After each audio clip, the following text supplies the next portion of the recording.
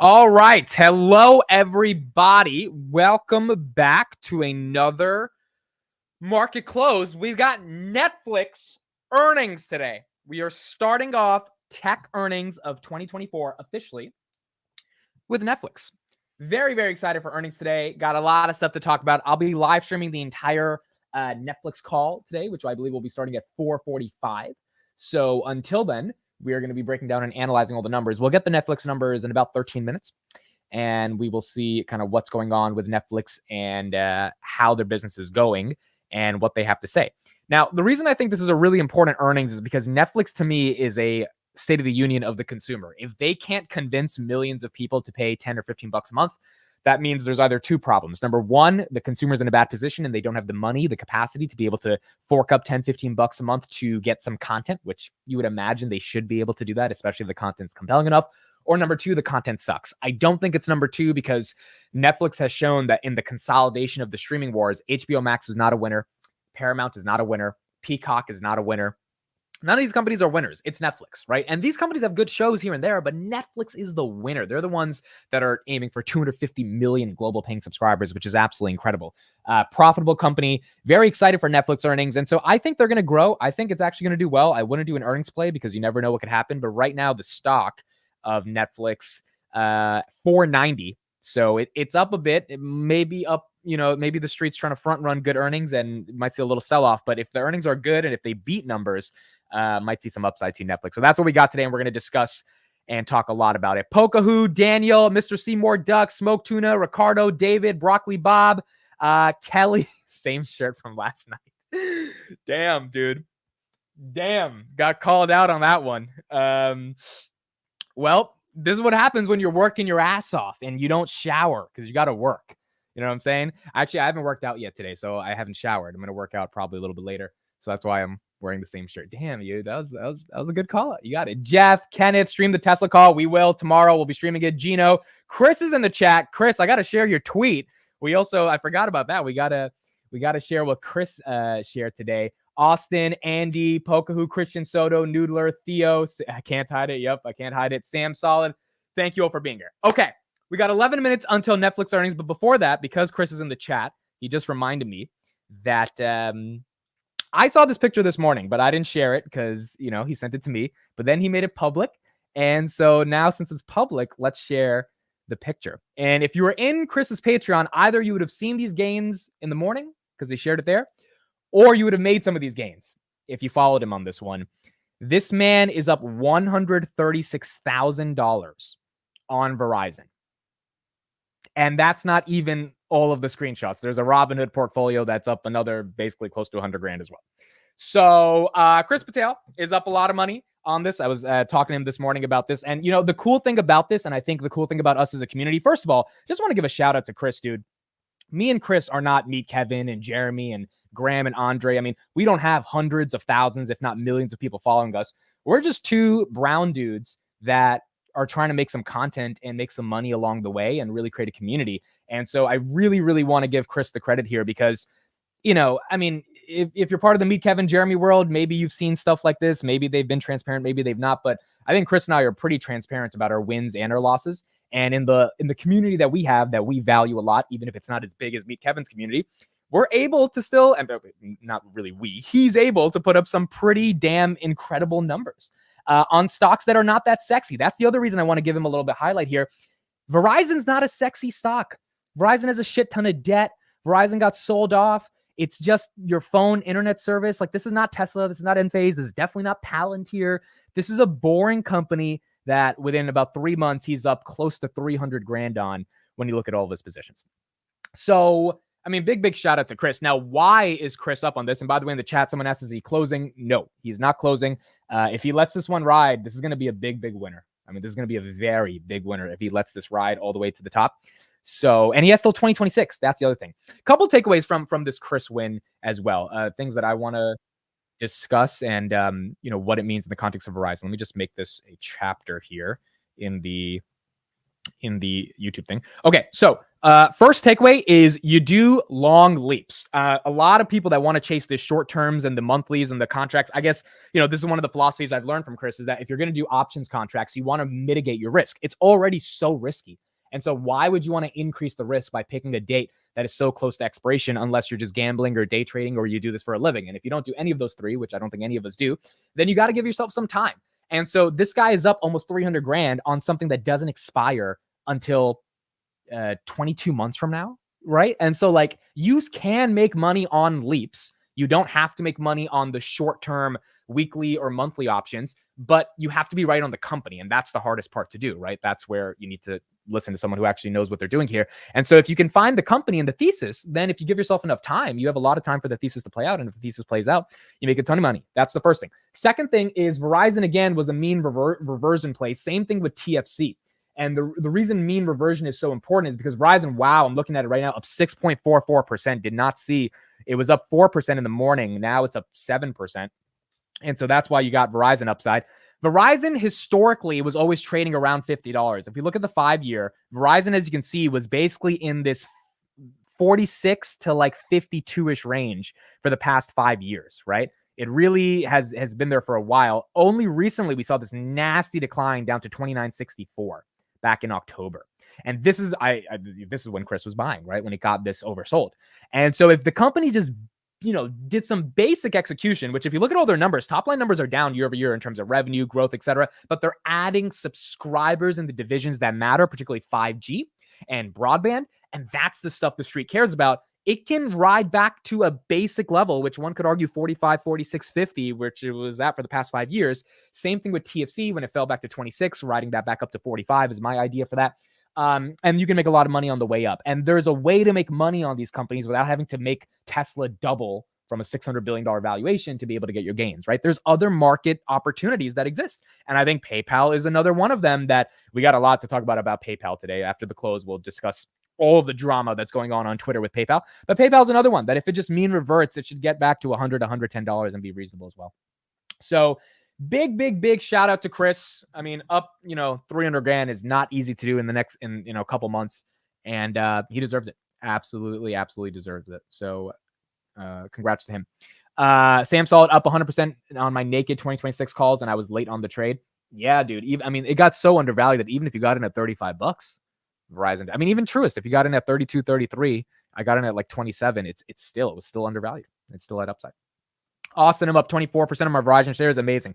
You don't always have to, and I think this is the big thing that Chris has been preaching to me. You don't always have to bet on the sexy names, right? The sexy names are sexy, but there's other names out there that are sexy in terms of their valuation, even if they're not sexy in terms of the company.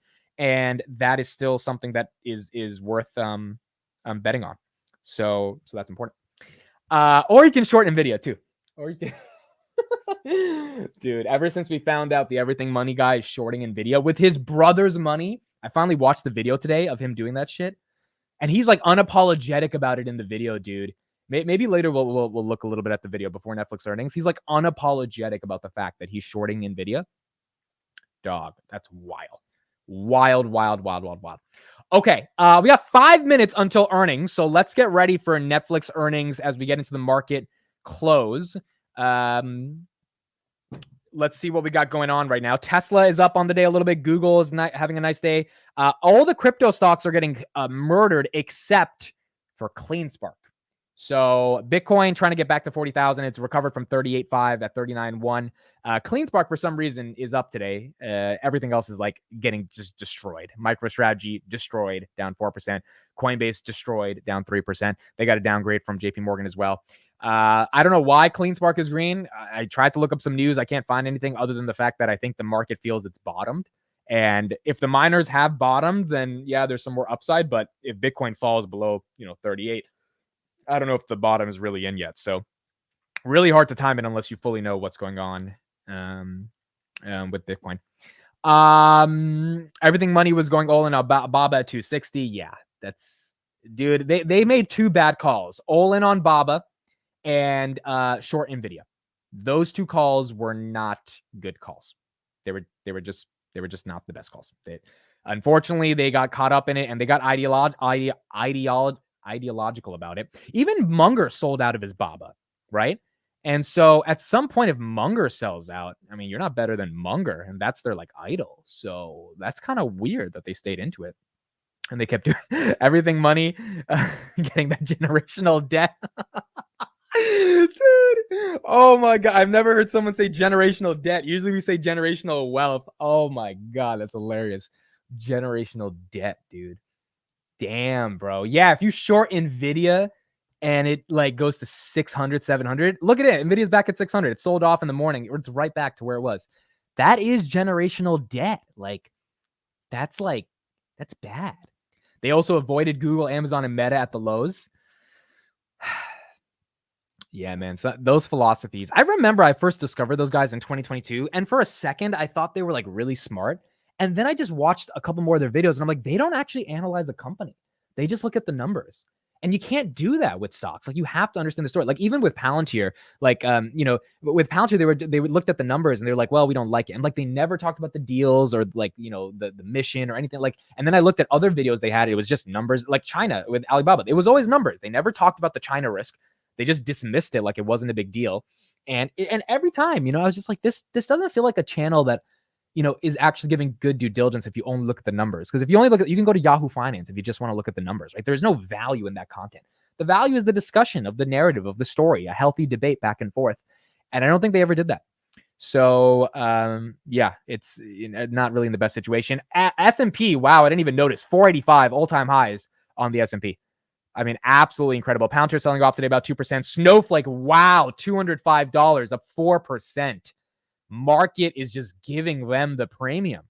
I guess they're expecting better growth again. I mean, definitely above 30% growth. Snowflake doing well. Enphase up 4% of the day. Rocket Lab up about 1%. SoFi getting hammered down 2%, but that's okay. 770s. It's better than being in the 730s. We got earnings next week on them. And then we got Netflix in 2 minutes, folks, coming out.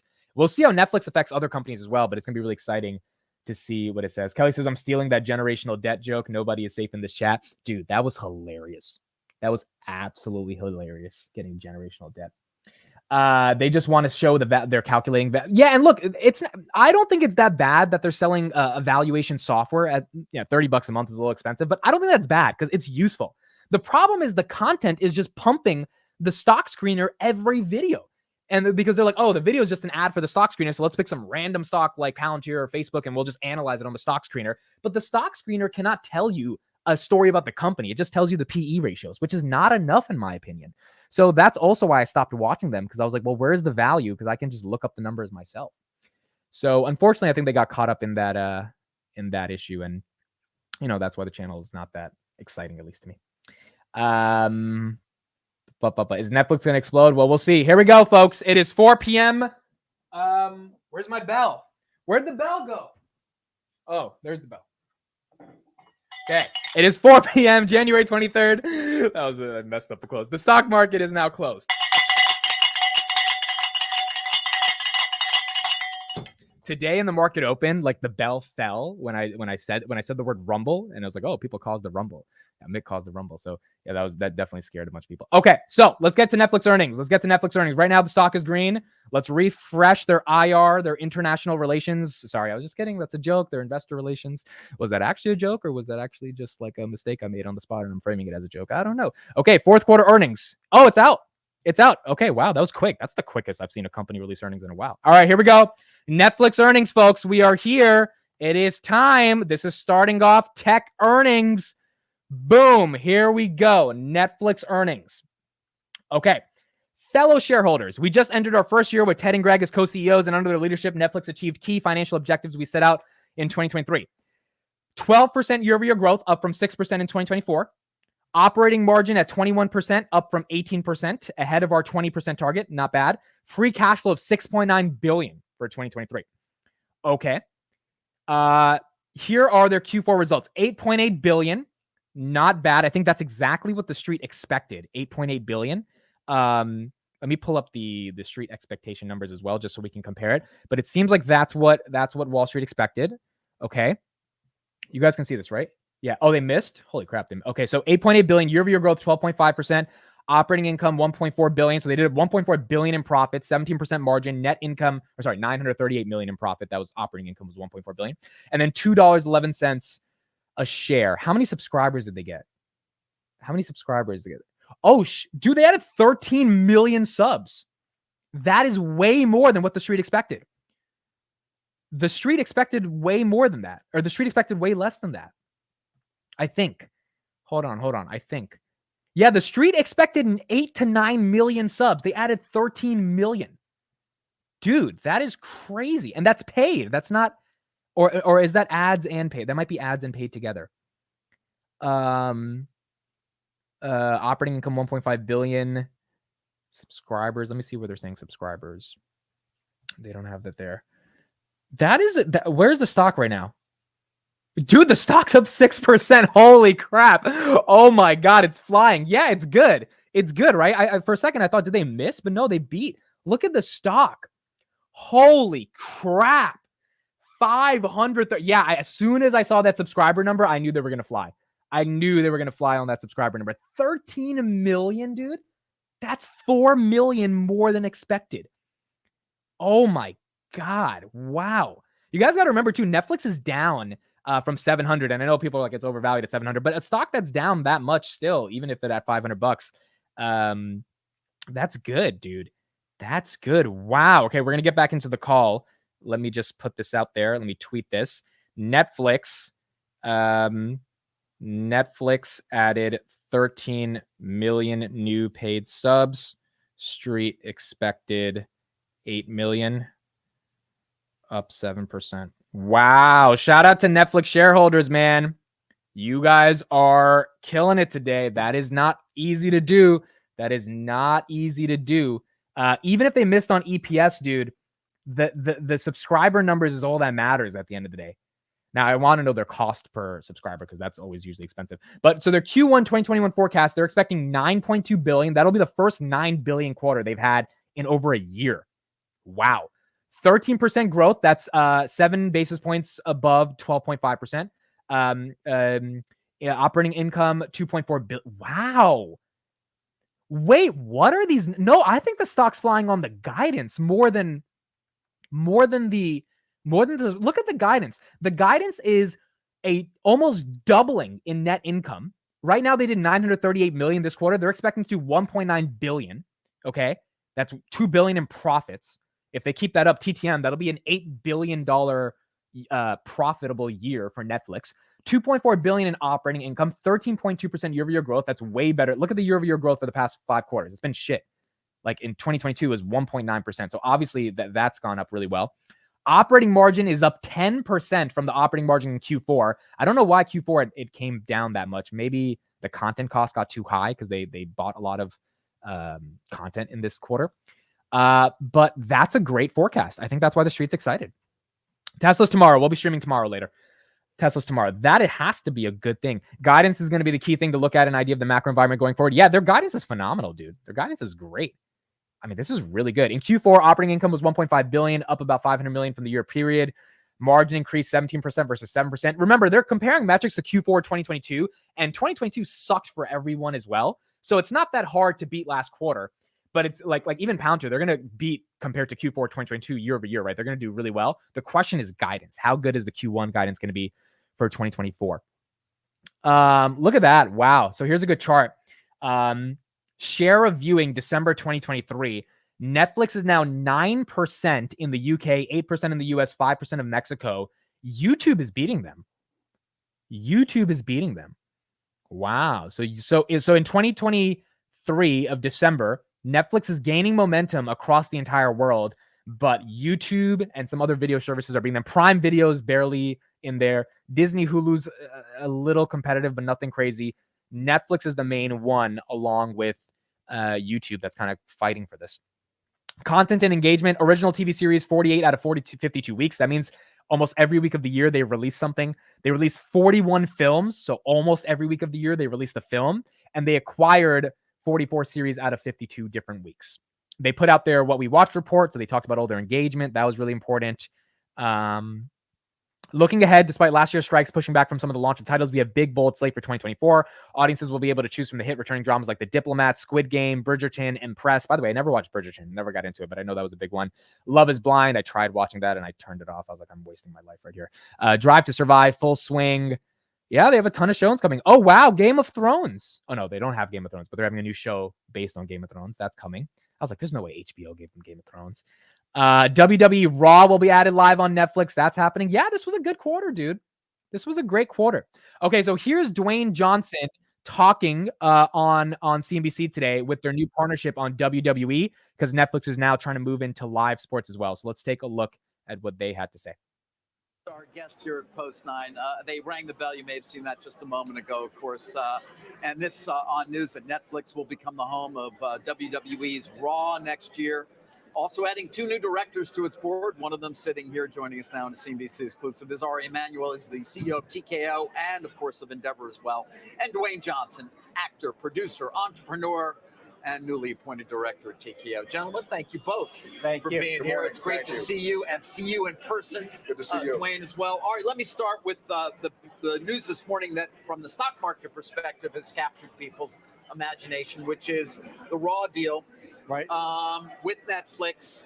Just give us some of the numbers behind this. The filing said over $5 billion over 10 years. Correct. A lot of debate amongst investors, how much that's a multiple to your current deal. What can you tell them right now in terms of, from monetary perspective, how significant this is and how much of an improvement it is over the previous deal? Well, all I say is that we are in line with the market's expectations of where our step up would be. And the only other thing I would say is it's Netflix.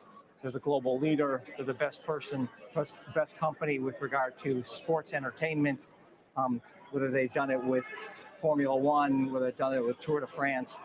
And this is kind of the next iteration as they go to live and moving into live. Are they going to move more strongly into live? Is this another sign of that? You'll ask them post-close. And we will, but you have a sense of that. You just negotiated with them. I think that this is an important step for them in their AVOD service and in their subscription service. So I think live is important for them, yes. Now, you said this was in line with expectations, but clearly not. I mean, the stock's up 23%. I think the word Netflix is actually very important for this. And, you know, a 10-year deal with Raw, it's a big deal. And they get a lot as well outside the U.S. Tell us a bit more about that. Well, they get the PLEs, they get SmackDown. They're the global leader in SVOD. So for us, it kind of just strengthens the brand on a global basis with that relationship. So you have Peacock domestically for the WWE Network. Correct. That goes until March of 26.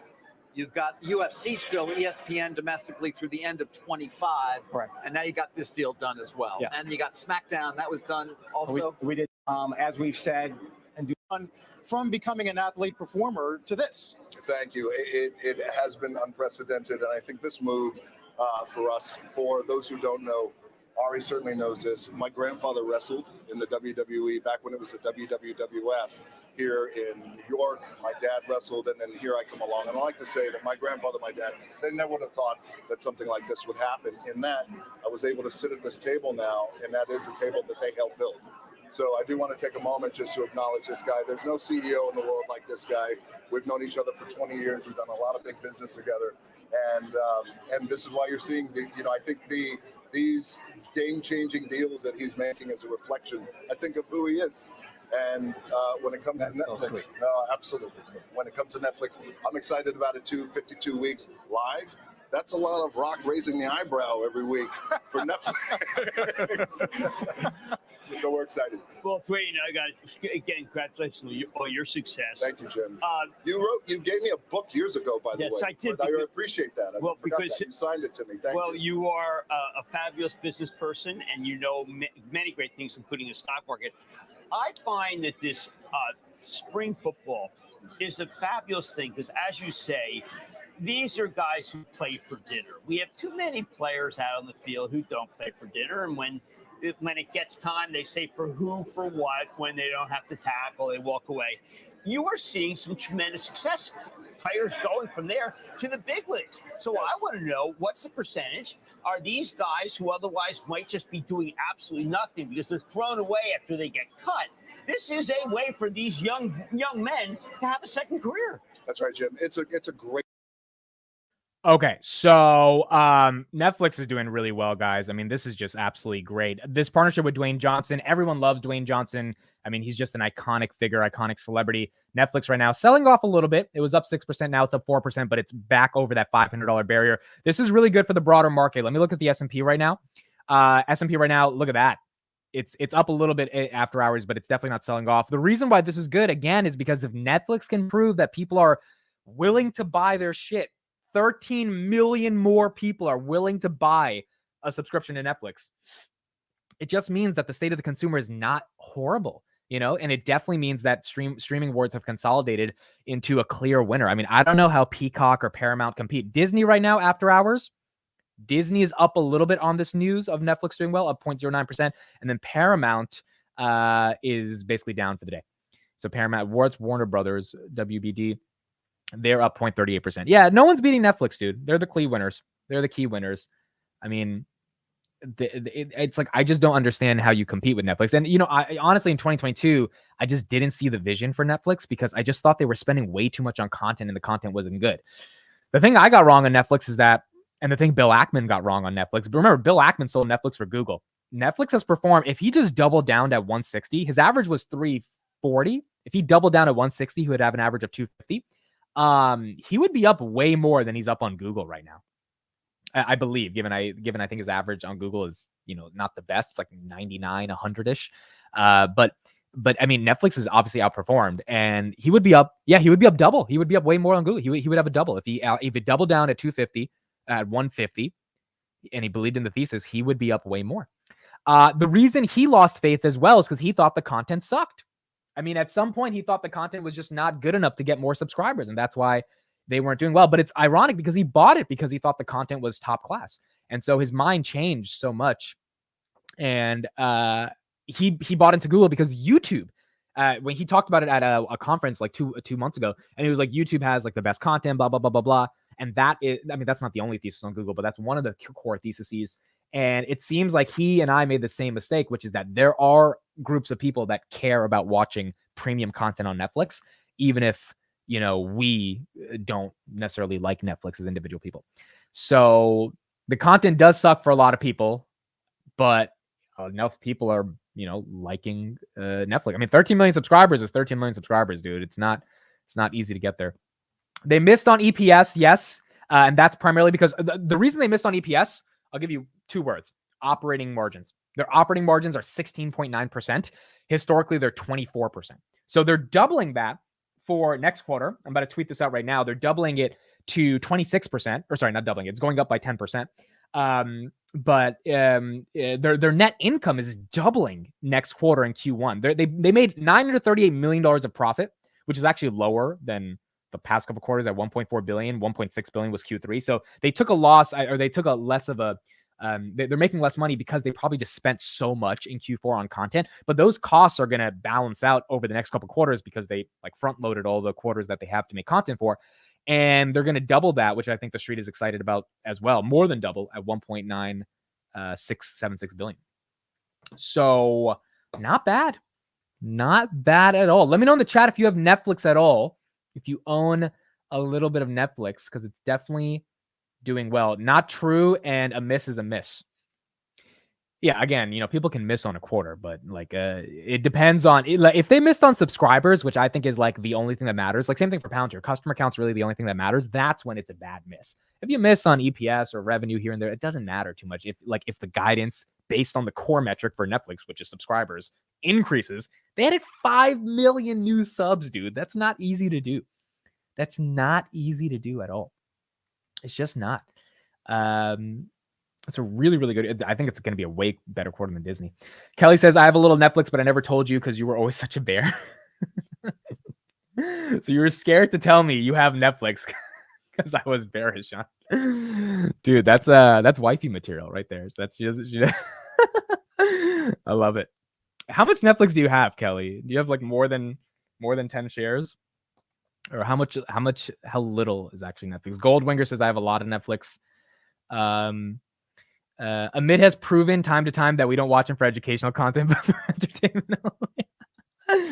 Well, that's why YouTube wins over Netflix, dude, because average people can have their own little TV station on YouTube. Again, that's my bull case on YouTube, dude.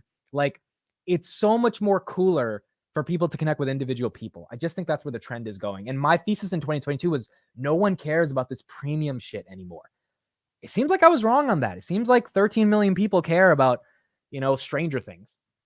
It's really hard for me to watch Netflix, dude. I try. I go on the app and I scroll and I scroll and I scroll. It's like an eternity of scrolling. At one point, it's 30 minutes later. And I'm like, dude, I just wasted 30 minutes trying to scroll to find something. And I can never do it. I just can't. I end up watching the same shit I've watched before, like some Indian movie from 30 years ago. I'm like, all right, let me just watch this. Like, it's just so hard for me to find something on Netflix. And that's why, as a user, I was like, I can't bet on this company. But there's millions of people that find something within 2 seconds. You know the thing about Netflix is when they recommend something in the top 10, Netflix is for people like my sister. She'll try out the new movie with Kevin Hart, right? He did a new movie on Netflix called Lift. I am so peculiar about my content appetite that if I click on something, I really, really, really have to click on something and to enjoy it. Whereas on Netflix, when they show you something, you have to be in the mood to try something new. And I'm not that type of guy. Now on YouTube, if you show me a thumbnail and title and it gets my attention and it's a new video, a new creator, I'll give it a shot. But on Netflix, if you're asking me to commit and lay back down and like really get into an experience, like I tried, dude, over Christmas break, I picked some stupid holiday movie they put out. This girl who gets on an airplane or something, and she falls in love with a guy in the seat next to her. Forgot what it's called. I don't know if you guys know what I'm talking about, but it was like, I gave it 5 minutes. I really gave it 5 minutes of my unfiltered attention. And I was like, this is the dumbest fucking thing I've ever clicked on. And I left and I was upset. And so I don't think I'm one of those people that's willing to try out their top 10 films and their algorithm can't force feed me into the content. Whereas YouTube, I'm willing to try out, a random podcast that has an interesting title that they're talking about. The word is particular, not peculiar. No, you're wrong on this. Let me look it up right now. Peculiar. What does peculiar mean? Peculiar means strange or unusual or odd or special. Yeah, I'm using it correctly. I say I have a peculiar taste for content. I have a special taste for content. I mean, particular is kind of the better word to use, but peculiar sounds better. Are you finishing Billions? No, I'm not finishing Billions either. I cannot watch content. It's so hard for me to consume content. And when I was watching Billions, I was skipping every 10 seconds because I couldn't handle I couldn't handle the show. Like, there was just too much talking. There wasn't enough movement in it. So I just got bored of it. It's really hard. It's really, really hard. I gave it 5 minutes. I did. I gave it a whole 300 seconds, dude. A whole 300 seconds. Joe says Amit and Kelly are having a date and we're just part of it. Well, speaking of dates, Miss Kelly has agreed to be on the live stream one day. So that'll probably be happening soon. And let's just say it's not really going to happen over Zoom. Let's just say that. So you guys might get an in-person Amit and Kelly live stream, and I will ask her why she's grilling me on my word choice of peculiar versus particular. So that'll be coming up probably like a month. Hopefully, we'll see that. That'll be fun. It'll be very fun for the channel. Not that kind of live stream. Yeah, not that kind of live stream. Netflix approaching 530. Oh my goodness, dude. Oh my goodness. Look at that. Look at this. Netflix 527. Absolutely incredible. Absolutely incredible. We got the earnings call in about 20 minutes. So in 20 minutes, we'll talk about that. Oh, PayPal. Let's talk about PayPal. Okay, Christian, thank you for that comment. You reminded me of PayPal. Okay, so we got 20 minutes. Let's talk about PayPal, and then we'll get into Netflix earnings, and we'll see what these guys have to say. By the way, when it comes to earnings call, the reason I think you should listen to it and the reason I'll be listening to it is because I realize even if I don't hold stock in the company, to become a better investor, it's really important to listen to these earnings calls. Like, in my opinion, understanding these earnings calls are just so crucial to like getting a better picture of what's going on in the world, seeing how these CEOs are speaking about the company. And Netflix is a very important company, and understanding how they think about what's going on is super, super important. So I'm really curious to see what they have to say and how they're talking. Okay, so let's get into PayPal. Okay, let's get into PayPal. Now, PayPal's had some drama today. Okay, PayPal's had some drama. And I just want to start off by showing what some of that drama has been. If you're not following me on Twitter, make sure you follow me on Twitter. Link is in the bio. But here's what happened. So there's this guy named Grogu. You guys might know him or not. He's on Twitter and he hates PayPal. He is like, he hates PayPal. He hates everybody that buys PayPal. He's a big Palantir bull. It's his only stock he has. So shout out to him on, the Palantir bullishness, but I do think other people are allowed to buy other stocks other than Palantir. Like I just think people can buy more than one company, and people are allowed to talk about more than one company, but he hates it. So Nate, another friend of the channel, he says, are we certain Alex Chris doesn't have a bunch of people replying for him? Just a thought.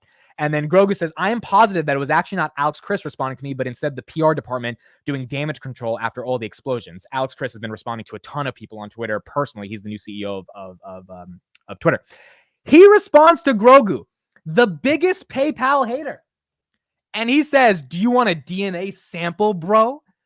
And then Grogu says, no, this will suffice. Thanks. And Alex Chris is like, yeah, bitch, you got to eat your fucking words right now. You can't talk shit about me. I'm not a bot. I'm actually responding to people. And this was just incredible.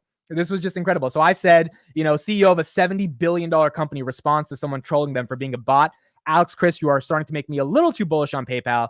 This man is not messing around anymore. The PayPal slander will not happen under his watch. So, really, really exciting to see, why this is happening. And I think there's two perspectives on it. The bearish perspective is that, why is the CEO responding to people all day? This is like, he has better things to do than respond to people on Twitter. The bullish perspective is that I think he has an event coming up in 2 days. I'll be live streaming it on the channel. And he wants people to get hyped for that event. And because he wants people to get hyped for that event, he's like, well, let me make some noise on Twitter. And his easiest way to make some noise on Twitter is basically to just be like, well, I'm the CEO. I'm responding to people right now. And because I'm the CEO and responding to people, I deserve, people deserve to know that I care about the company and that it's a real, real big deal. And as a result of that, PayPal is doing really well. And then we had, what time is the PayPal event? I think it's at 12 p.m. Regardless, I'll be live, but I think it's at 12 p.m. Eastern Standard Time. Might be at like 11 a.m. If it's at 10 a.m., it'll be right after the market open, and we'll just stream it in the market open, but it could be afterwards. And then you got Kelly. So Kelly has her own e-commerce store. She's a merchant. This is what she said. I posted a PayPal complaint this Saturday on Twitter. That same night, I got a direct call from PayPal at 7 p.m. Someone had alerted the advocacy team, possibly even Alex himself, based on some of the recent heroic customer service efforts. This representative found my personal PayPal based on my Twitter handle. However, the transaction I was referring to in my X post was related to my e-commerce PayPal accounts. Then via their own DD, meaning she didn't tell them about this, they found the business I was referencing and credited that account all before I had a chance to even reply or return their call. This was accompanied by a thoughtful email from their executive office. The level of customer service here is unheard of. Alex Chris has fully embraced the underdog mentality, implementing a new level of proactiveness. And obviously she got a lot of benefit from the PayPal team taking advantage of that.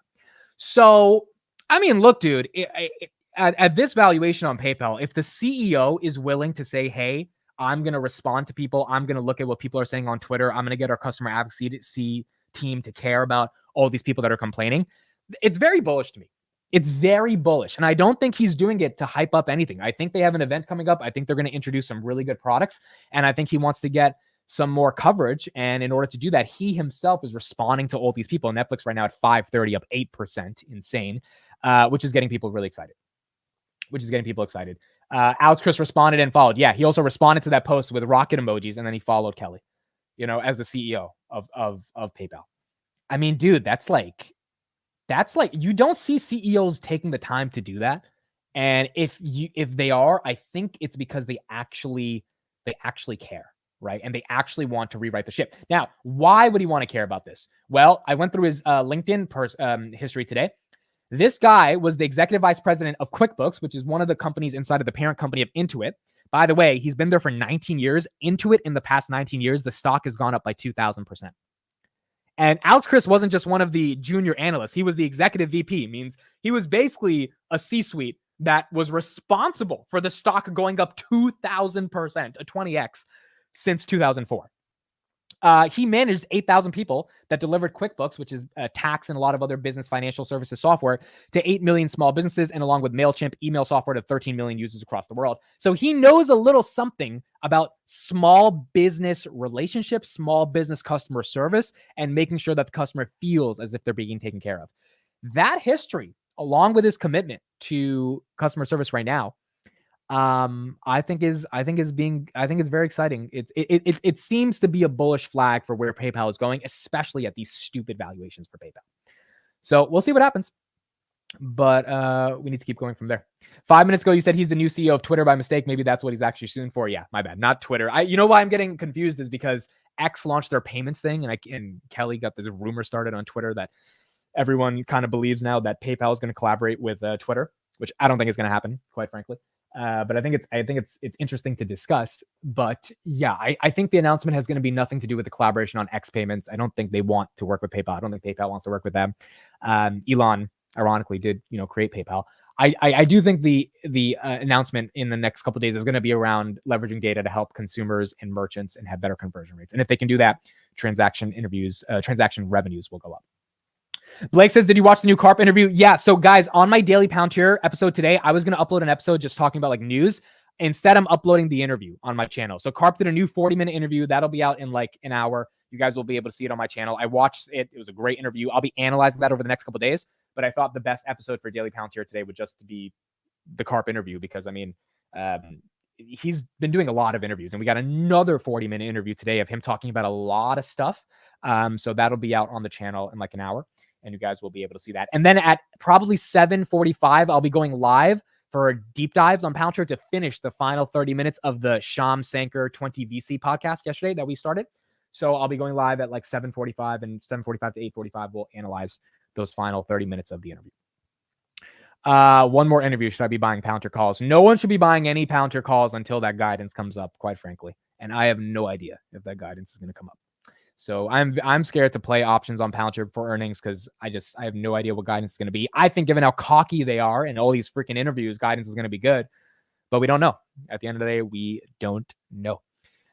So we'll see. Warner Brothers is up 0.85%. S&P is up. Netflix, look at that, up 7% on the day. Amazing. Verizon's down a little bit. Nvidia, 597. Is Disney up after hours? Disney is up after hours on Netflix doing well. Robinhood at 1096 after hours. Arc Innovation 47. SoFi up 0.58%. Palantir I think ended the day at 1735, 1733, down about 1729 now after hours. Hershey's, Chris and I did a deep dive on Hershey's yesterday and why Hershey's has sucked over the past year, primarily due to cacao, which is the main commodity that goes into chocolate. The prices are up at a 25-year high. That makes a lot of sense why Hershey's is down. It's likely not Mr. Beast. It's likely some of their input costs. But Hershey's is up a little bit today, up 2%. Spotify, 206. That's up a little bit. Bitcoin continuing to struggle in that $38,000 range. And all the miners continuing to struggle as well. CleanSpark is still up after hours somehow. CleanSpark's the only one that's red. The rest of them are getting hit. Bitcoin right now, 39,000 as well. But Verizon's doing well. Yes, Verizon's doing well. Billy, thank you for being here in the chat. Ready for tech earnings season. It's time, baby. It's time for tech earnings season. Okay, let's listen to an analyst who's expecting about 8% return in the S&P 500. That would put us close to that $5,200 range and see what they have to say. And then we'll have the Netflix call in about 10 minutes. Specifically, back to the markets, earnings.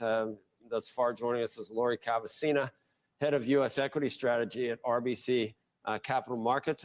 You see a pretty good year, I think, Lori. Maybe not near term, but 8% total on the S&P by the end of the year. Yeah, so we're at 5150, and we're trying to guess where the index is going to end up on December 31st. So it's a year-end number.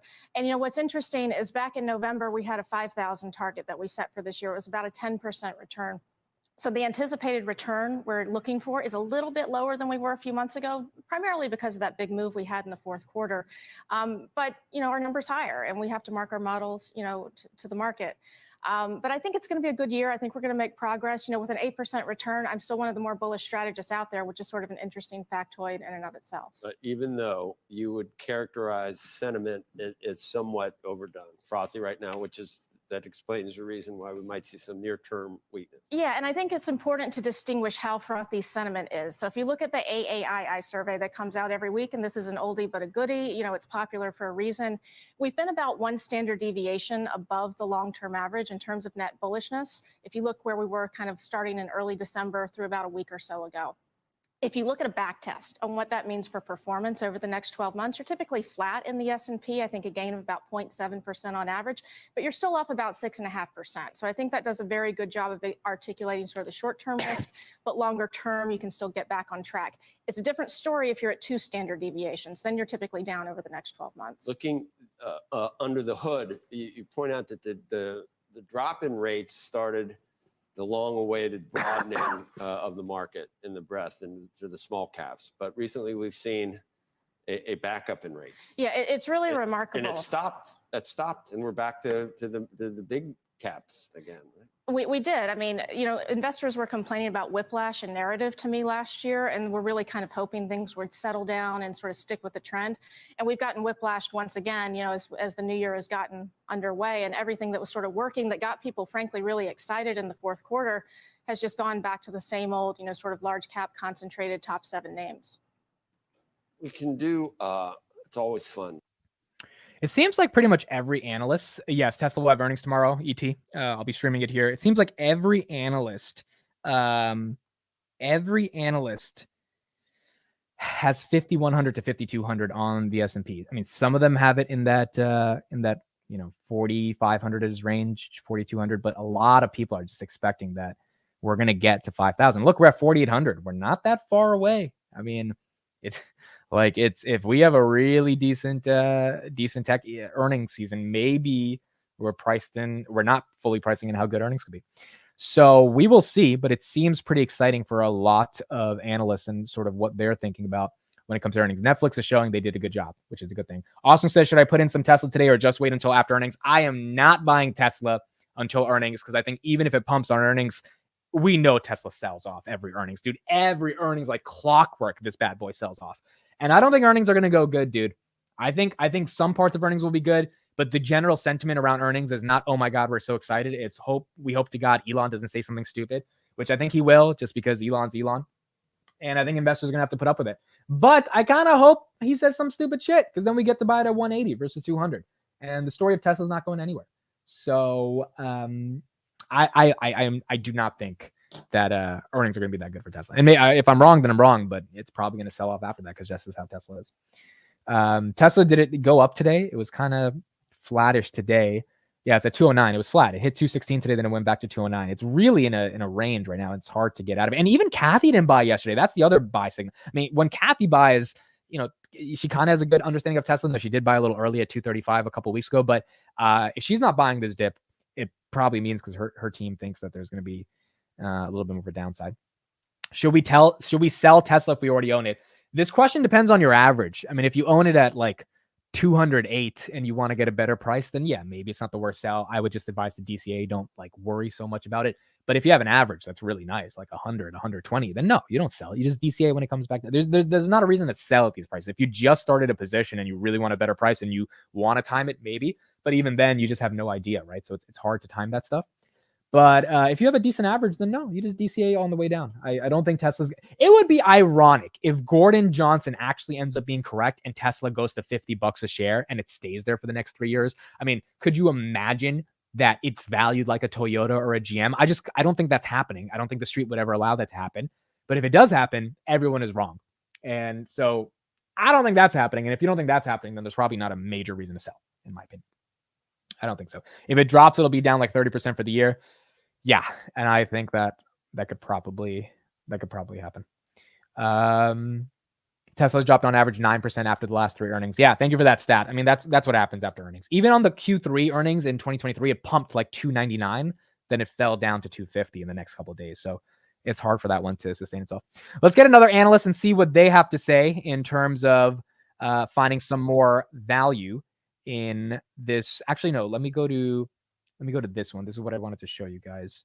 The rate cuts and thoughts on rate cuts. Okay, let's listen to this on where rates will be. We got Netflix earnings in about 10 minutes, and then we'll keep going from there.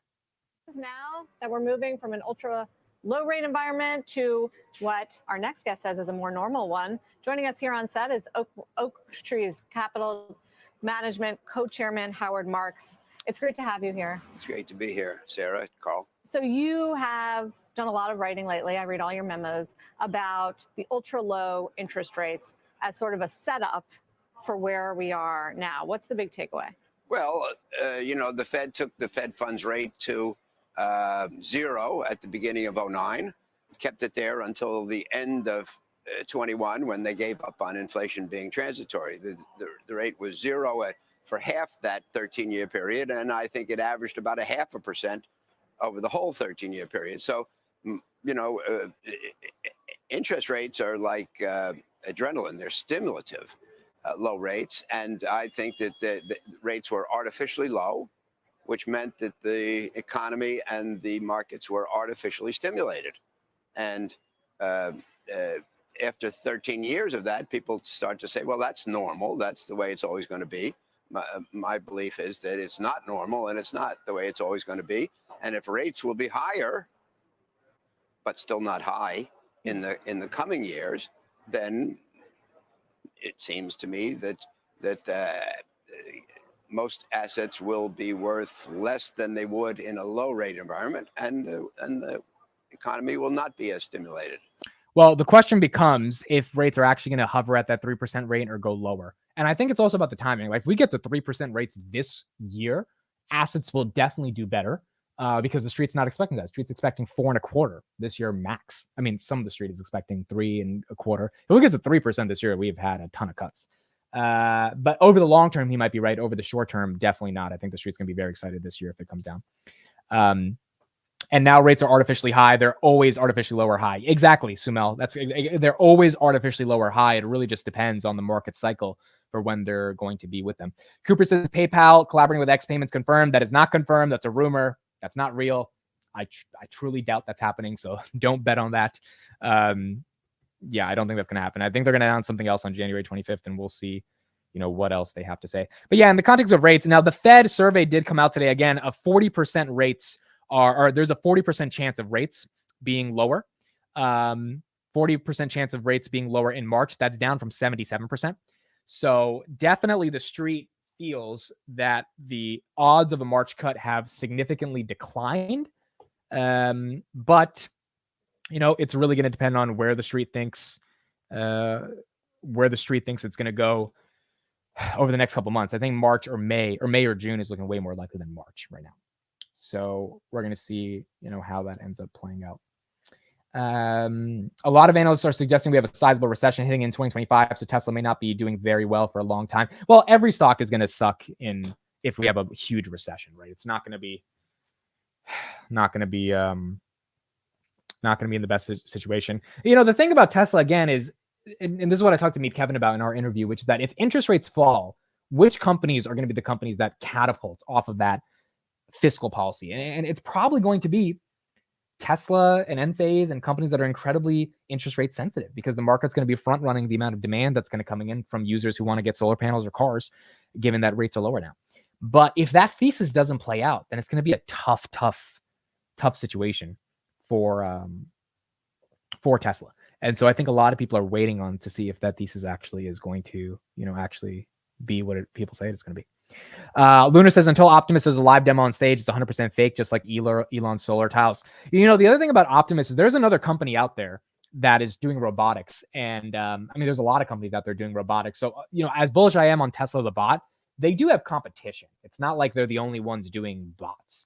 So they've got to be quick to market, because if some of these other guys that are exclusively focused on the robot, whereas Tesla's focused on a lot of other things, get to market first and they have a decent product, I don't know. It's going to be tough to imagine just Tesla owning that market, even if their bot is better than some of these other companies that are working on it. One other piece of news, we got about 5 minutes until Netflix speaks. This broke today from 9 to 5 Mac. Apparently, the Apple Vision Pro was a distraction because Apple is targeting 2028 as the release date for its own electric vehicle. I thought the EV rumors for Apple were done. I didn't think they were happening anymore. I thought this narrative was put to bed after it was confirmed that Apple's not going to be buying Kia or partnering with Kia, which was the sort of core partnership. But apparently not. Apparently the rumors are back, in 2028 is when this car is going to come out. With Apple VP Kevin Lynch leading the project since 2021, the company set a new release date for its first vehicle, 2028. Bloomberg reporting. Apple has been working on autonomous driving technology for almost a decade at this point, but it has had to confront the reality of a vision of its car without a steering wheel is unrealistic. Bloomberg says the 2028 car will offer limited autonomy features in line with what is offered by other electric vehicles like Tesla. The Apple car will require drivers pay attention and be ready to take over as the car drives itself on roads and highways similar to the current Tesla autopilot system. Bloomberg says Apple's board had put pressure on Cook last year to deliver a plan for shipping Project Titan or whether to axe the project entirely. The project has never before generated a viable prototype. which is the name for this car. I don't know, dude. I don't know if the car is going to be a real thing.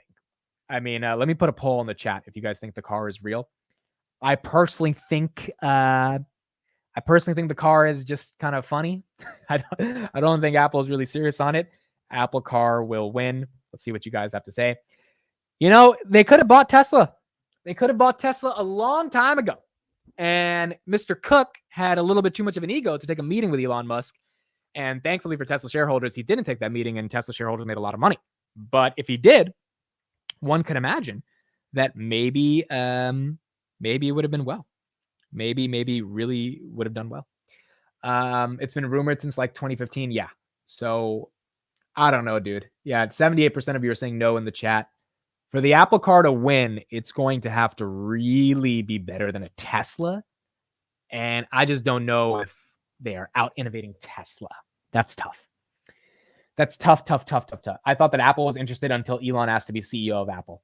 Really? Did Elon ask to do?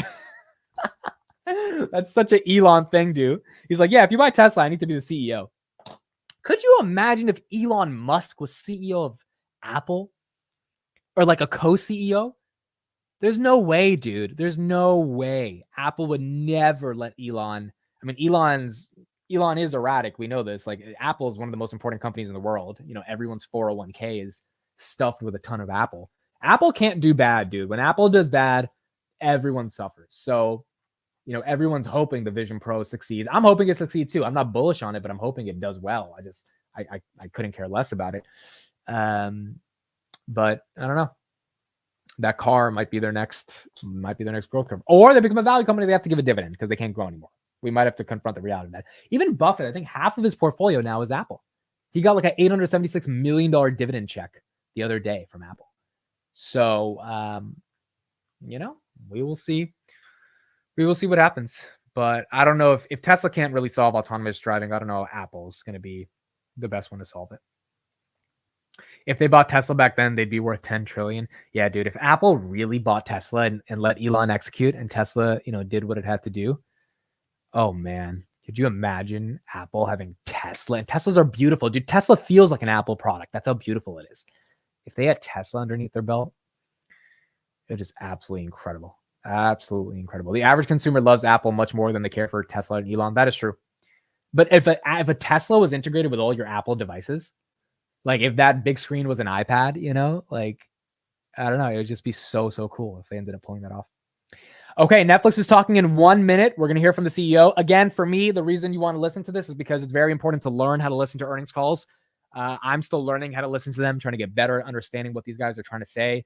And it helps you get better at listening to your earnings calls for your own companies as well, because it just matters, you know, how these companies talk, why they say certain things, how they respond to guidance questions, all that stuff. I think it's super important. And we'll be streaming Tesla tomorrow and then PayPal on Thursday in the morning. Tesla's always down after earnings. Will it be different tomorrow? I don't think so. I think Tesla will be down tomorrow. I think they're not going to have the best numbers in the world. Remember, the Germany factory is shutting down for a month. They just cut prices in Europe and China. Like, there's a lot of headwinds going on for Tesla right now, but it'll depend on the narrative they give to investors for how bad the fall is, or maybe, you know, for investors to actually buy up the stock. Do you think the DOJ would have let Apple buy Tesla? That's a good question. Probably not, quite frankly. I mean, they could have made a case for it, but it would have been hard. It would have been hard for that to happen. Why is Plug flying? Where's Plug at right now? Plug Power. Oh, wow. Plug's up 30% today. Dude, it was Fisker the other day. Plug, DWAC. DWAC was up 88%. Where's DWAC right now? Donald Trump's back. That's up 2%. All right, we're back. Here we go. And welcome to the Netflix Q4 2023 earnings interview. I'm Spencer Wong, VP of Finance, IR, and Corporate Development. Joining me today are co-CEOs Ted Sarandos and Greg Peters, and CFO Spence Newman. We do have a few changes to our interview format this quarter. First, we are live streaming this over YouTube, so hopefully it's working. I guess we'll find out shortly enough. Second, we've collected questions from the analyst community, and I'll be reading those questions and moderating the interview. As a reminder, we'll be making forward-looking statements, and actual results may vary. With that, let's dive first into the first set of questions, which is about our new partnership with WWE that we announced this morning. For Ted, the first question comes from Dan Salmon. Can you please expand on the decision to acquire WWE Raw rights? Is the WWE audience one that is underpenetrated for Netflix today? And can you expand on the economics or the cost of the deal, please? Thanks, Dan. If I could raise a single eyebrow one at a time, I would lean into the camera with the single eyebrow and do my best, Wayne. But I'm going to say instead that we are thrilled to bring this WWE live programming on the world. WWE Raw is sports entertainment, which is right in the sweet spot of our sports business, which is the drama of sport. Think of this as 52 weeks of live programming every year.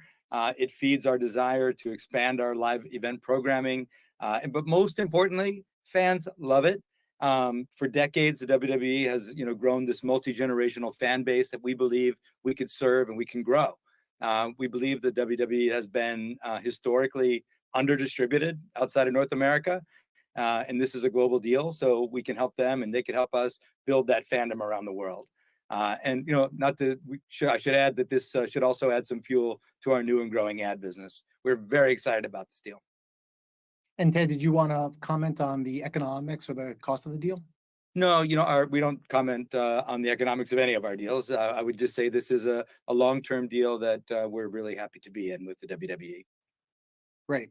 Our next question comes from Rich Greenfield of Lightshed. Rich first wants me to say great quarter. Yes, of course he does. And his question is, should we think about the WWE deal as fitting into your existing plans to spend roughly $17 billion a year on programming? Or is this expansion into live going to drive overall spending higher? And lastly, could you talk about the opportunities to create shoulder programming around WWE similar to Drive to Survive? Well, expanding into live event programming is something we've talked about for quite a while, and this has been in the works. So you should look at this as fits inside of our $17 billion programming spend now. And in terms of building on it, you should think about Formula One as like this is almost the inverse of Formula One, which is a very big and passionate U.S. fan base and a lot of room to grow outside of the U.S. And we could build that as we have with Formula One. And other sports, like through our shoulder programming, like Drive to Survive, like Full Swing, like Breakpoint, like Quarterbacks, like Tour de France. And now with this great storytelling, the events itself are the storytelling of the WWE. So this is a proven formula for us that we're excited to jump into. This is sports entertainment, very close to our core. The deal's long-term. We're super excited about it. Great. And the WWE partnership has spurred a lot of questions around our broader approach to sports, including a question from Ben Swinburne, but I'll read Michael Nathanson's question since he got it in first. So Ted, given the news today, is it safe to presume that you will now be interested in similar types of global sports rights like the NBA or UFC? Why is the WWE more attractive than those rights? So unique to those other opportunities, WWE is sports entertainment. So it's really as close to our core as you can get of that sports storytelling. And in terms of the deal itself, it has options and it has the protections that we seek in our general licensing deals and with economics that we're super happy with globally. So I would not look at this as a signal of any other change or any change to our sports strategy. Great. Thank you, Ted. I'll move us along now to a series of questions regarding our results in the forecast. First, coming from Mark Mahaney of Evercore. And this is for Spence. How should we think about ARM growth going forward? Is mid-single-digit percentage increase a reasonable benchmark? And what are the factors that could create either upside or downside to that growth outlook? Sure. Thanks, Mark. Well, first, stepping back, 2023, as a reminder, was a pretty unusual year for us. It was essentially all member-driven growth because our pricing and plans focus in 23 was on rolling out paid sharing. We had almost no price increases until late in the year in 23, and even then it was just a partial quarter impact. As we look to 24, as we noted in the letter for 2024, we expect healthy double-digit FX neutral revenue growth, including growth in FX neutral ARM. So we expect continued member growth powered by a great slate, including the full year impact of our 2023 net adds carrying into 24, and no change to our pricing philosophy. You saw some of that pricing action already in the past quarter, And, we should get some help from extra members and starting to scale our ads business. But as we said, ads won't be a primary driver in 24. So when we look beyond in general over kind of multiple years, 24 and beyond, we're focused on continually improving our service. If we do that well, we'll have more members, we'll have more value that we can occasionally price into, and lots of engagement to build a big and profitable ads business. So healthy revenue growth with a mixture of volume and ARM, that's really the output.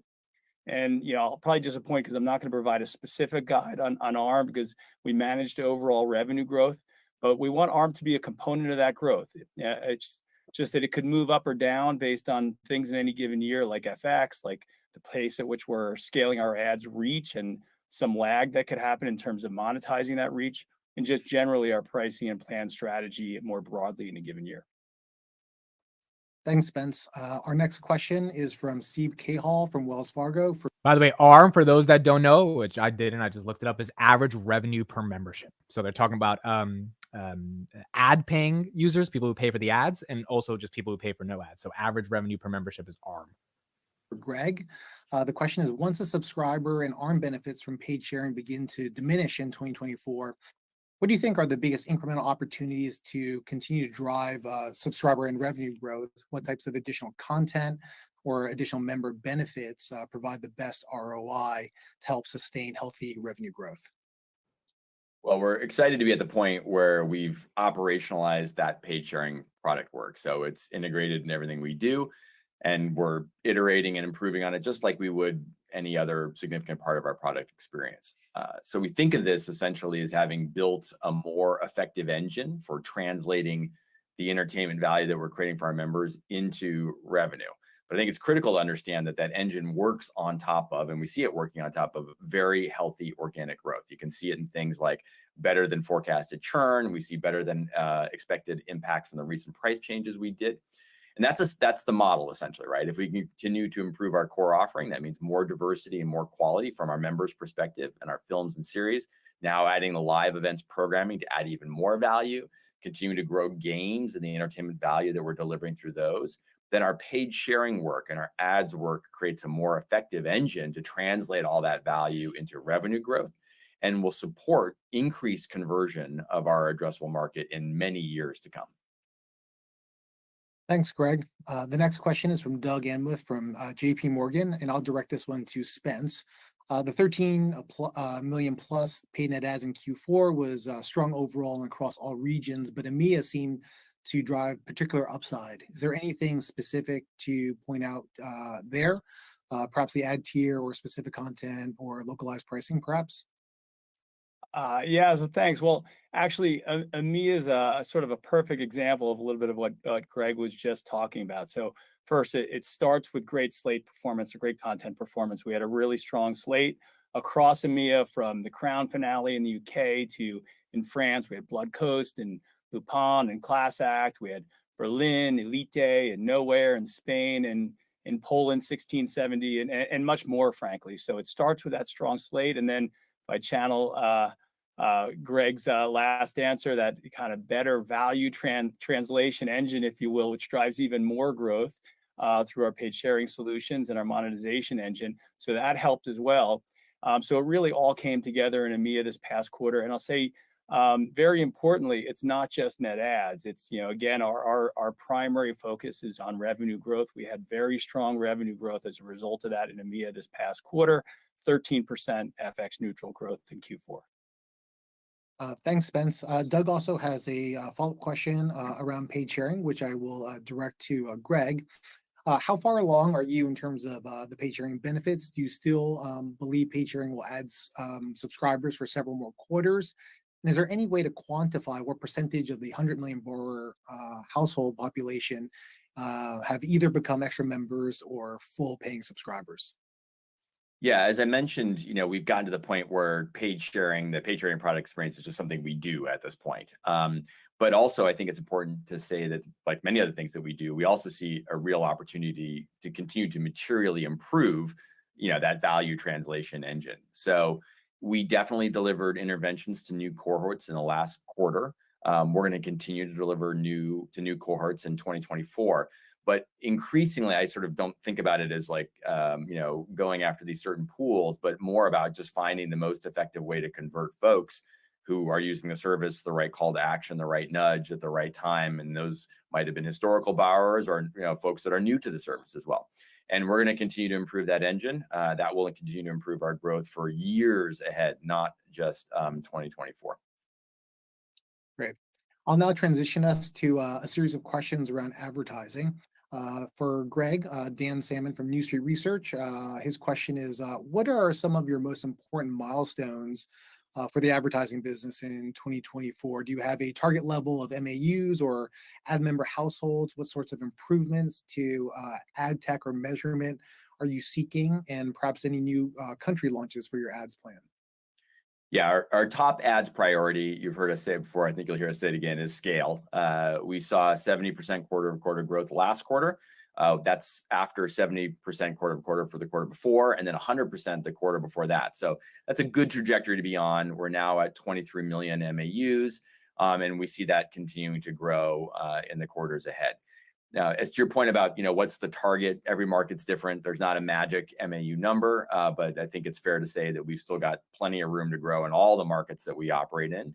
And we're focused on the additional work that we can do in that space. That means making the ads plan more attractive. We've added streams, higher resolution, downloads.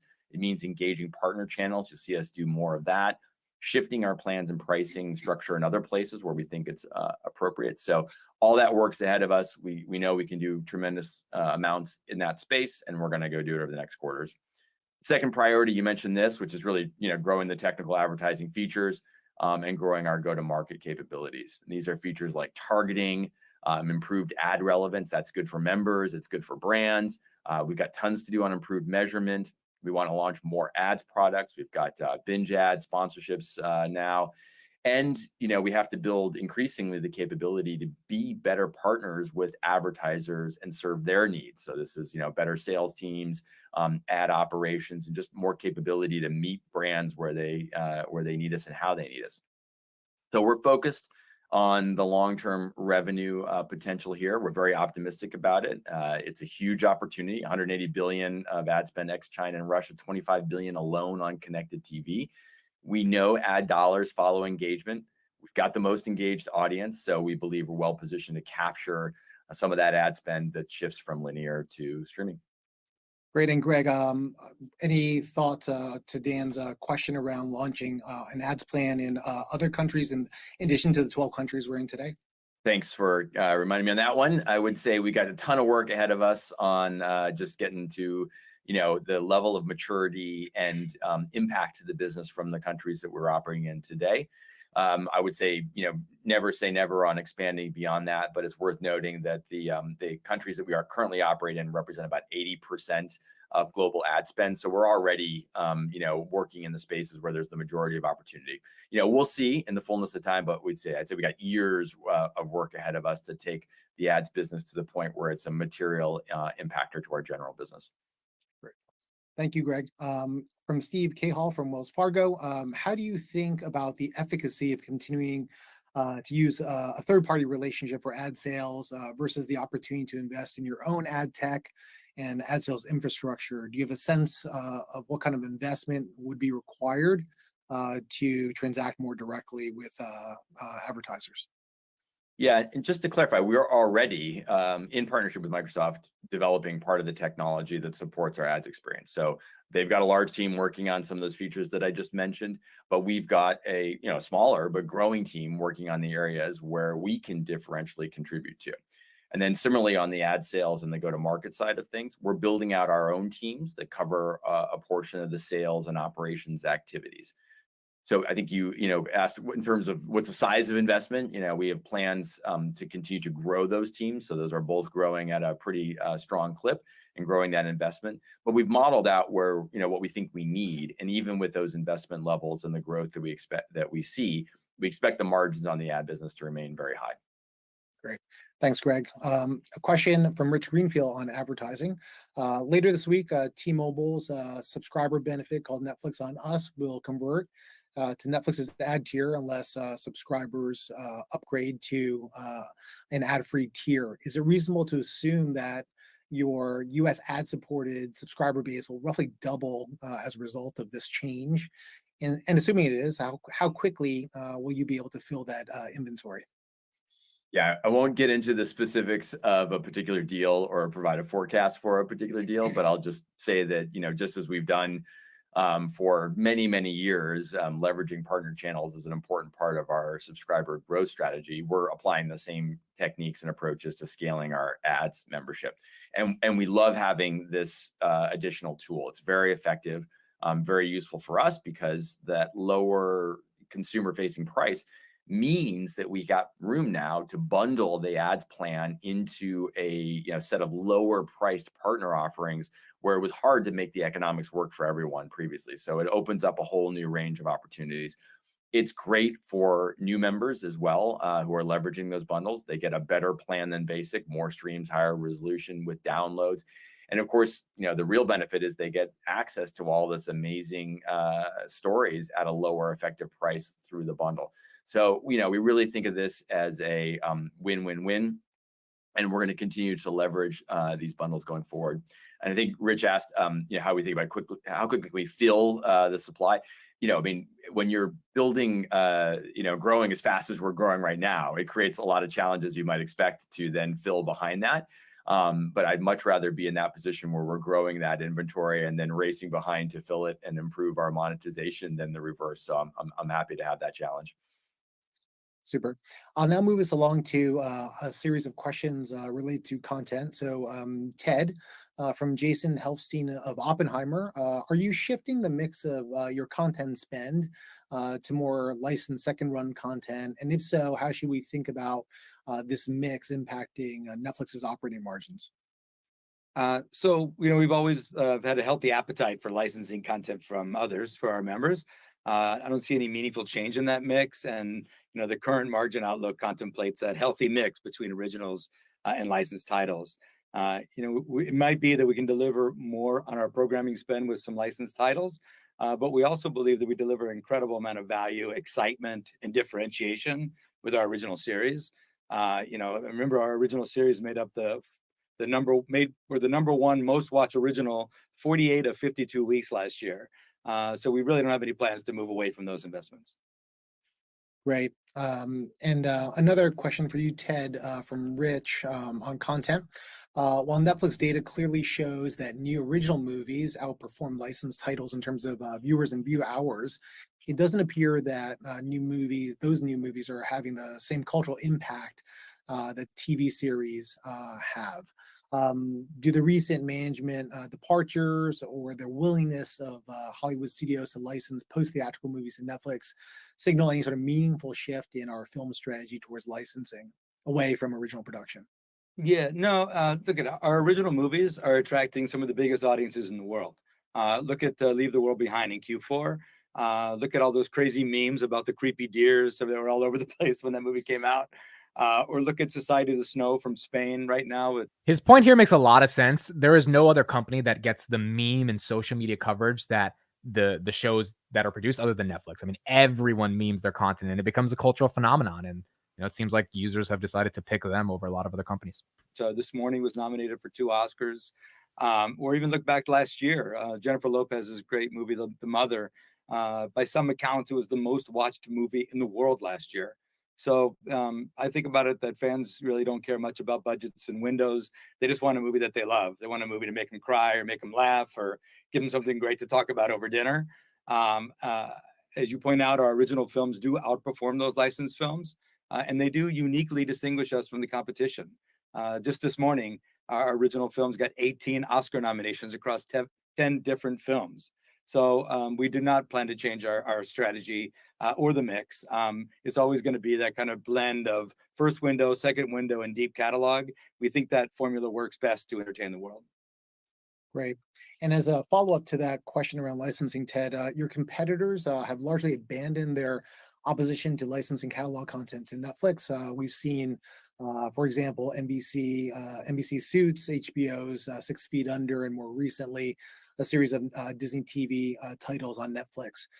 Do you think your competitors should begin licensing you their new original series as well, versus keeping them exclusively to their own streaming services? Yeah, I mean, I guess I'd call you back to that history again and just say, we've got a rich history of helping break some of TV's biggest hits like Breaking Bad and Walking Dead, or even more recently with Schitt's Creek. Because of our recommendation and our reach, we can resurrect a show like Suits and turn it into a big pop culture moment, but also generate billions of hours of joy for our members. So I think you have to remember the studios have always been in the business of selling their content to others, including direct competitors, for years. I believe because, again, of our distribution heft and our recommendation system, that sometimes we can uniquely add more value to the studio's IP than they can. Not all the time, but sometimes it does, and we're the best buyer for it. So I am thrilled that the studios are more open to licensing again, and I'm thrilled to tell them that we are open for business. Great. And a question on animation and animated features from Rich Greenfield as well. For Ted, is Leo Netflix's most successful animated film to date?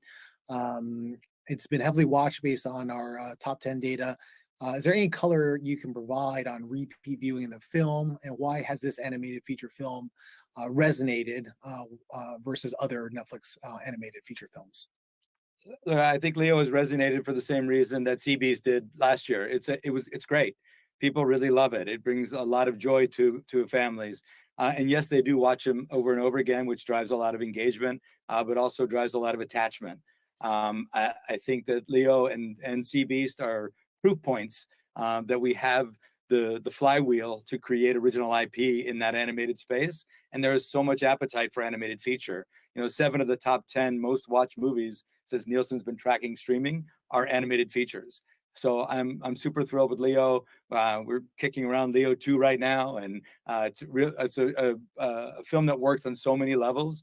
The animation, the art of the animation is beautiful. The comedy is funny, and families just really love it. So we look forward to a lot more.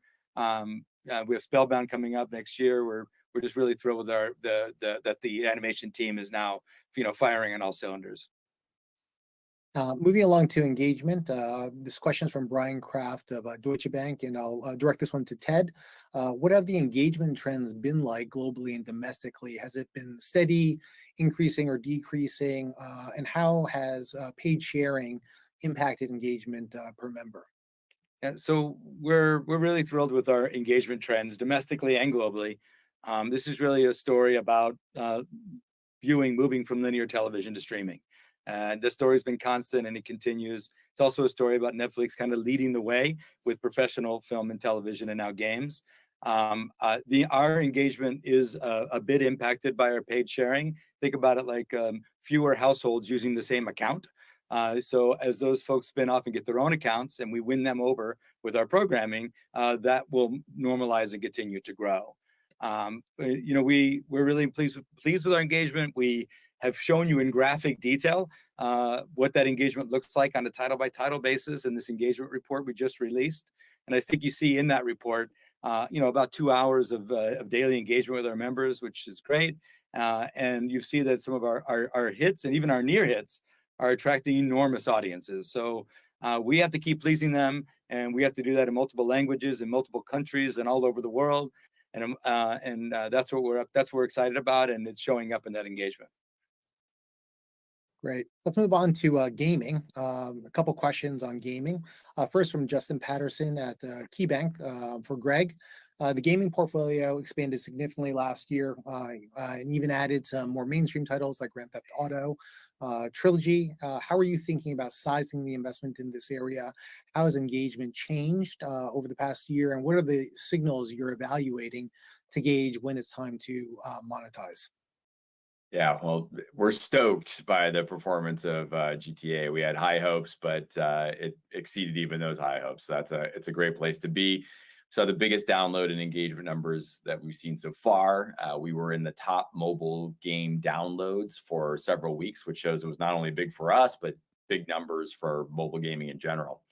And beyond any specific title, we've tripled game engagement over the last year. So that's a solid growth trajectory for us. Games, it's a huge opportunity, 140 billion in consumer spend ex China and Russia. And we believe we can build games as a strong component, another content category to deliver entertainment value to our subscribers.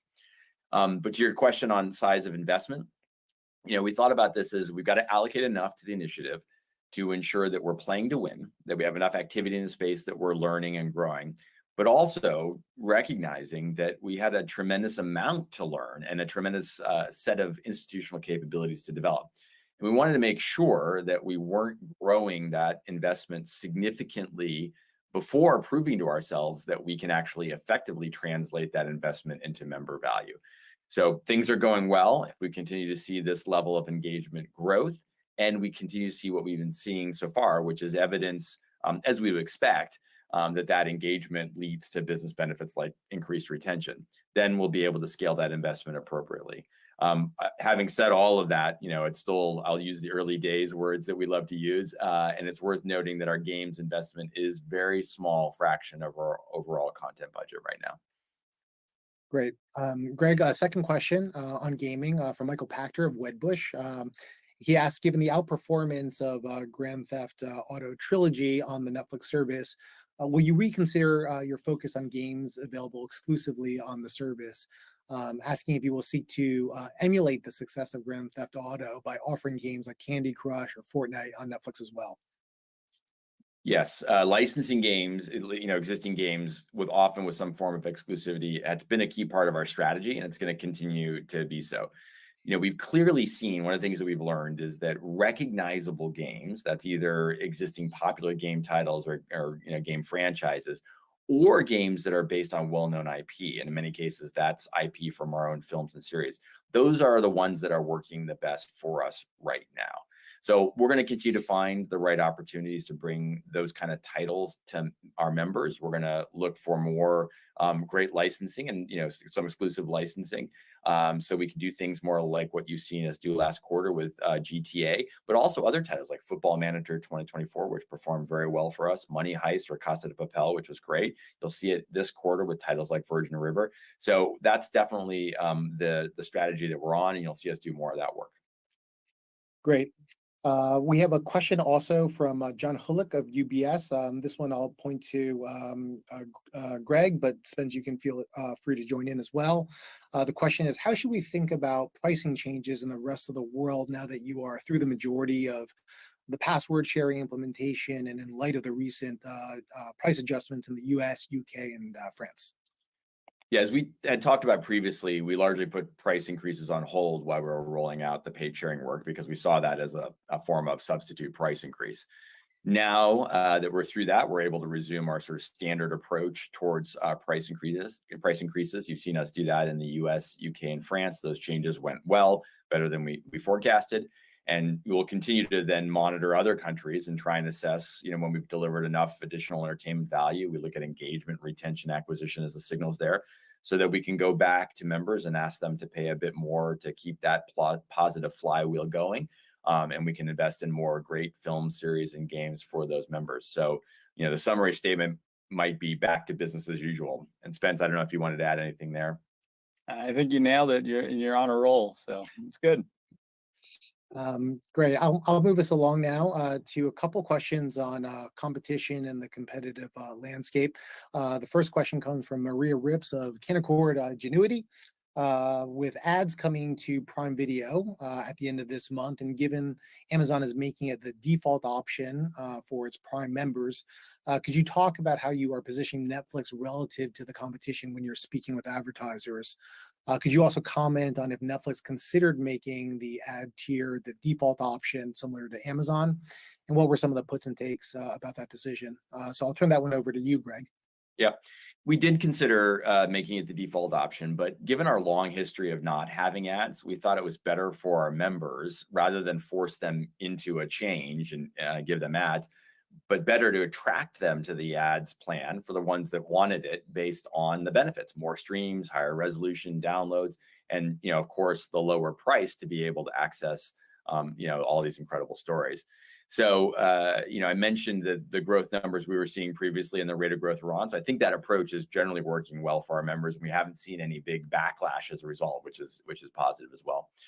And then in terms of competitive positioning, probably the most important thing to start with is, the market's big, right? We talked about over 25 billion in CTV ad spend alone.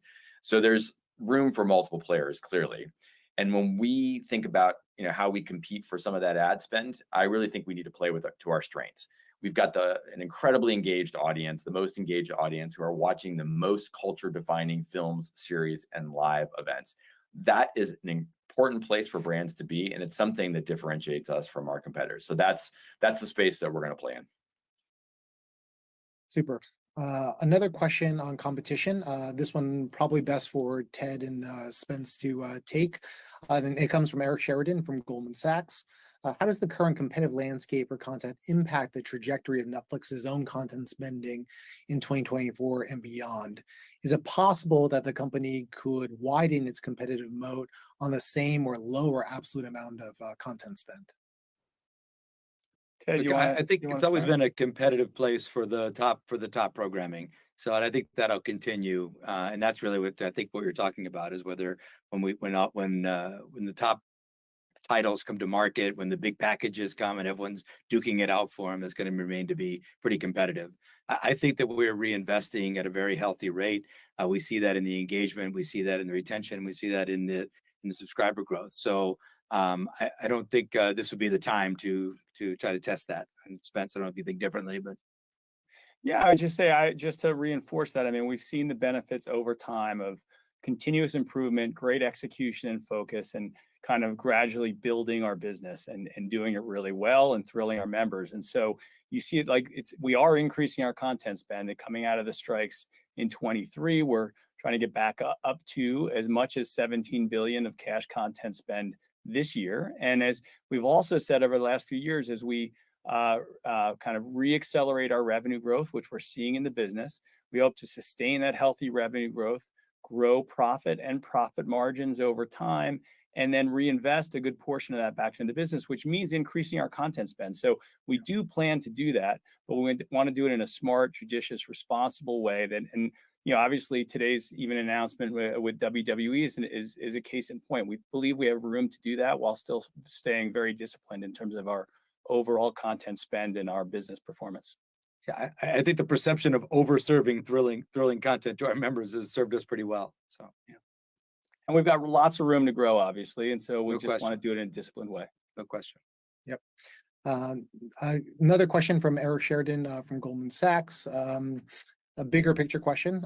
Given the scale of audience that has been built by Netflix, how do you think about the potential for new areas to widen your exposure to verticals or formats of media consumption? I think maybe Eric is referring to short form content or UGC, things like that. Ted? I would kind of call back to something that Greg alluded to earlier. In the areas of business that aren't in our core, movies, television, and now games, that business we're capturing about 5% of consumer spending. In our most mature markets, we're getting about 10% of TV time. So in our very core business, we still have an enormous room to grow. So when I look at that, it doesn't make me think about searching for more inorganic growth in different kinds of programming. There's so much room to grow in this bit of programming that we're kind of hopefully getting better and better at for our members every day. So there's a lot of adjacent businesses that are not necessarily competitive and are certainly complementary in some ways. Some of those platforms that you're talking about, maybe in the user-generated space, have turned out to be great marketing tools for our professional content. So I think we're rightfully focused, I think, on the core of professional storytelling. Great. I'm going to move us over to a few questions around capital allocation. The first is from Brian Pitts of BMO Capital Markets. Basically, the question for Spence is, can you help us frame your M&A views over the next 12 months? Is there the possibility for mobile gaming, acqui-hire, or what other sorts of M&A activity would Netflix be interested in? Thanks, Brian. We're not gonna speculate on kind of potential M&A activity. But as you know, our historical bias is to build and not buy. We try to be very responsible in terms of our capital allocation philosophy. We hold a modest amount of debt. We're holding 10 to 15 billion of gross debt. We fully fund our business and new initiatives. You see that in terms of our investment into ads, into live, into games, while still growing the business. And we'll look at selective accelerators to that organic growth. We have done that. But we're not interested in some of the big linear assets that may or may not be available. We also noted that in the letter. And so I think that's how you should kind of think about our, what's out there to go after. And staying with you, Spence, another question on capital allocation, this one coming from Alan Gould of Loop Capital. We know your general rule of thumb is to have cash equal to 2 months of revenue. How big of a factor is the current stock price in your buyback activity? And some of your debt begins maturing over the next few years. What do you believe is the optimal leverage ratio to maximize shareholder value? Yeah, sure. So I'm glad you asked, because I missed the last piece of our capital allocation philosophy, which is to hold about 2 months of revenue in the form of cash on the balance sheet, and then to return the excess cash to shareholders over time. We've done that in the form of buyback. And so, with a little over kind of 7 billion of cash on the balance sheet at the end of the year, and with, as you say, the kind of our expectation for strong cash flow build in the year, roughly 6 billion is what we're projecting at current FX rates for 2024. You can expect that we'll continue to return excess cash to shareholders through the buyback. We don't try to time the kind of stock price. So, we really are kind of more in I call it more of a price averaging sort of approach, in that we buy back over time as we have excess cash. And then in terms of optimal leverage ratio, look, we are fortunate to have continued to strengthen our balance sheet. We had a recent upgrade from Moody's in Q4. We continue to grow into that investment grade balance sheet, but we're pretty intentionally under leveraged. Frankly, we think that the optimal, without getting overly specific, we think essentially, as I said, our capital allocation strategy has served us well, and that philosophy has served us well over the past handful of years.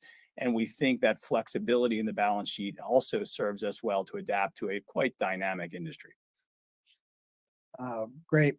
I think we'll wrap up with one final question. It's actually one question we've gotten from several different analysts, and in the spirit of WWE, probably a good one for Ted and Greg to tag team on. The question is, what are your key 2024 priorities? Maybe Greg, first to you. Sure. I think you've heard us express this multiple times this call, but we see so much potential and so much opportunity ahead of us in our core business. We got hundreds of millions of qualified households out there that have still yet to sign up for Netflix. I can't believe it, but they're there, and we've got to win them over. There's many hours, like billions of hours of TV time, that we are not currently winning. Growing along those two dimensions, more households and more moments of truth, we call them, more entertainment value delivered, is the key priority for us. We want to improve our entertainment offering to do that. That means delivering more stories that our members love, films, series, games, now live events. That's the key to that success. And then on top of that, we're focusing on improving how we translate all that additional entertainment value into revenue and improved operating margin. That means growing our ads business. It means growing, general plans and pricing optimization. That's the major area of work there. So that's what we're going to be focused on for 2024, and we're super excited to do it. So with that, I'll tag team to my partner, co-CEO. So we'll do that instead of a sleeper hold. Look, I think everything you said is 100%, Greg, and I think it all is built on the foundation of movies and TV series and games that people love, can't live without, talk about, can't wait to get back to, post about, that drives the conversation, that drives this love for programming and entertainment. So we're going to start with that with next week, Griselda, a brand new show from the makers of Narcos, starring Sofia Vergara. That's insane. It's so good. Following the success of One Piece, we've got a brand new Avatar, The Last Airbender, coming for fans. We've got The Three Body Problem, based on the... All right, that's it. They're done. Look, it was an interesting earnings call. It was kind of boring, not going to lie, but the stock's up 8%. So at the end of the day, if the stock's doing well, up 8.5 now, $534. Absolutely incredible. Sumal says he would want to know their India strategy. Is there a massive consolidation happening with Disney India likely to be sold to Geo Cinema and Amazon on a shopping spree? Yeah, I'm curious about their India strategy as well. I think the 5 million additional subscribers they got, the ARPU on them is probably going to be lower because they got them all across the world, India, Indonesia, etc. So, we're going to see what the revenue turns out to be for those subscribers. But the fact that they added those subscribers, they got those subscribers. And that's a really good thing. That's a really, really, really good thing at the end of the day. So they have more households to reach because I can't use my mom's account. That's the other thing someone just mentioned on Twitter. If you can't do password sharing anymore, then yeah, if you can't do password sharing, it's definitely going to be more users that sign up because people want to be able to work or be able to watch their content. Eric says Netflix announced new advertising partners, Ambien, NyQuil, and Sominex. I don't know if that's a joke or if you're serious. The earnings call was definitely boring, so I can get to that. But if it isn't a joke, then the pharma companies love to advertise on premium content. That's for sure. All right. And ET's comments, speaking of subscribers, anyone not subscribed to Admit in this chat is going to get banned. You won't get banned, but please, please, please subscribe. New Pouncer Daily episode. I just posted it. It's out. Carp interview for 40 minutes. You can watch that. And yeah, I'll be back 7:45 to analyze Sham's latest interview. We're going to finish the final 30 minutes we didn't finish yesterday with Harry. It was a really good podcast, actually. So excited to finish that up. And that'll be it for today. Thank you, everybody. Please make sure to like, subscribe. Tech earnings season has begun. Netflix kicked it off with a bang. And let's just see if we can keep going from there. What was more boring to you, the earnings call or its content? Some days it's the content, but on today, the earnings call was not the most exciting. All right, guys. Love you, everybody. I'll see you guys at 7:30. Bye. Have a good one.